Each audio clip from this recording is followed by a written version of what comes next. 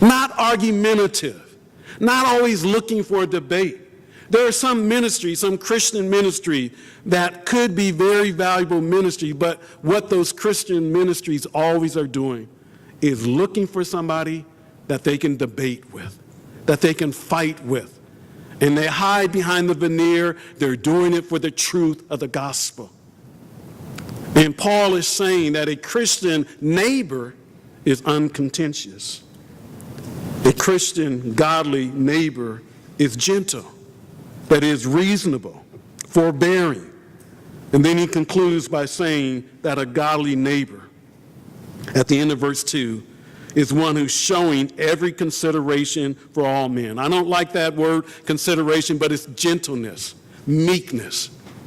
And Paul says that a godly neighbor, one who's living godly in a sinful world, is showing, is displaying, is demonstrating what?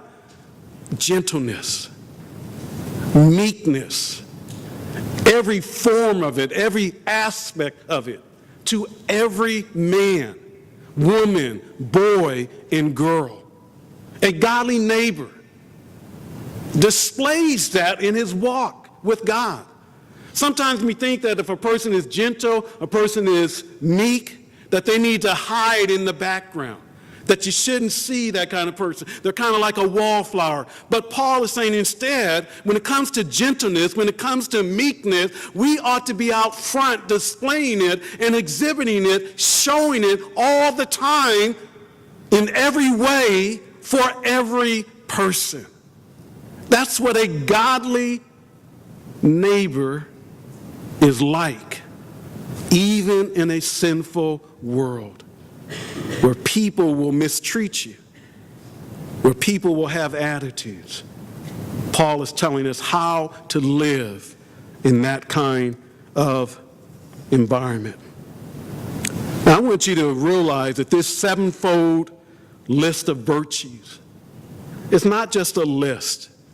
It's not just something to write down and tick off. It's not just how to be good and moral.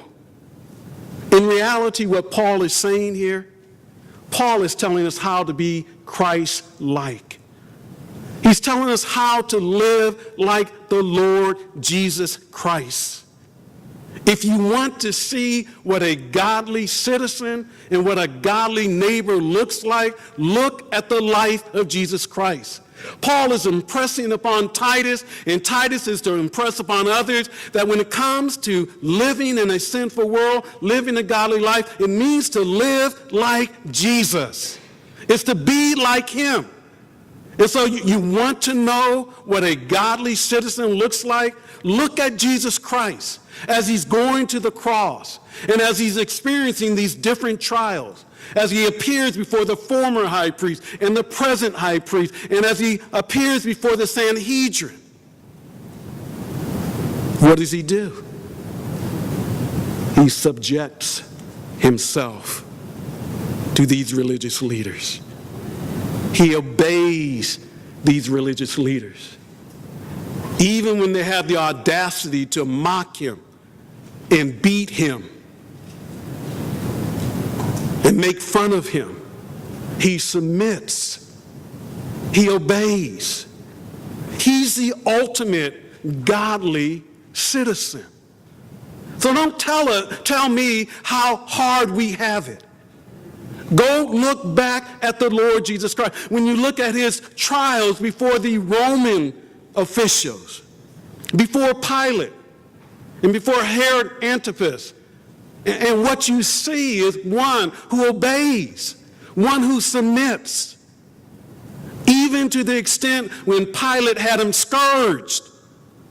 And as we've been learning on Wednesday night, when someone was scourged, that itself could have caused death.